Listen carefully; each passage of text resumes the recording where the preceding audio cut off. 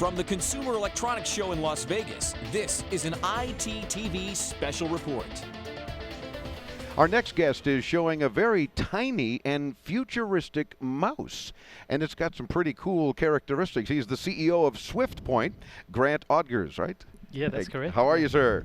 Very good, thank you, Dave. Cool. What is the name of your mouse here that I'm holding? It is amazing. the Swiftpoint Mouse, yep, and it's the company is Swiftpoint, and this is our flagship product. We've just released it 3 months ago. It's kind of a future mouse? Yeah, we think it is a future mouse. It's really designed for people who use laptops and who are mobile with their laptops. And yeah, it really answers three issues which people with laptops have. A lot of people don't like using a touchpad, you know, and often people will pack a mouse with them when they travel around. I do, and you notice if Andres pulls out, you see, of course, on my device here, another Sony Vaio that I'm using, I've got, of course, the touchpad to do all the things I need to do, but I also don't like using it, so right over here is a little mouse, a wireless mouse that I'm using all the time too. But what you're saying is that I can use this on my device right here? Yeah, it's and small more enough. like just one finger? Correct. I mean, or thumb? You've got it. Yep, that's pretty much it there. Ooh, so check that out.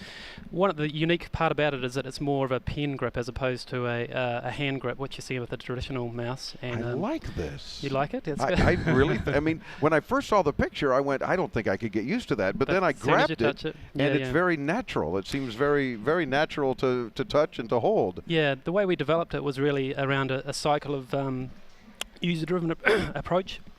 So we built a whole lot of prototypes, gave them to a whole lot of people, got feedback, refined it and recycled that, so that the shape itself was really formed out of user opinion as opposed to just sitting down and designing a mouse. So it was just evolved over time. Now help me describe this on the radio. Those who are watching the video and listening on the radio, you can see the the video, of course, intotomorrow.com at your convenience. But how do we describe this to someone who's not seeing it?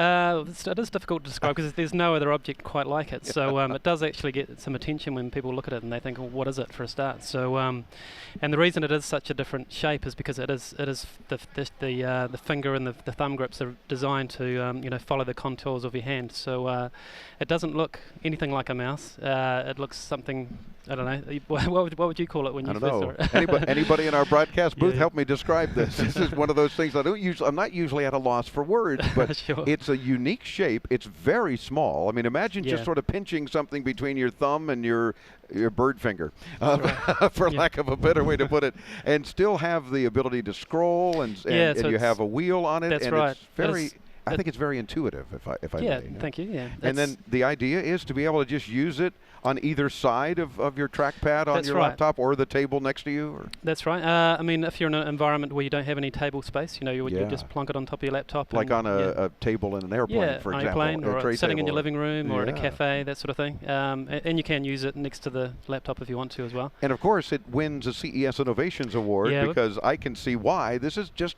a cool device that would help you be more productive. Exactly. We put it through a number of tests, and we had a University of Canterbury back in New Zealand and they did independent tests on it, and it came out 30 to 40% faster and more efficient than a trackpad. Really? So, now, do you charge it? Does it use a unique battery? How does that work? So there's some really unique. We looked at what people wanted in a mouse, and one of the frustrations people have is that they really can't. They get frustrated when their batteries run out, you know, and it happens, you know.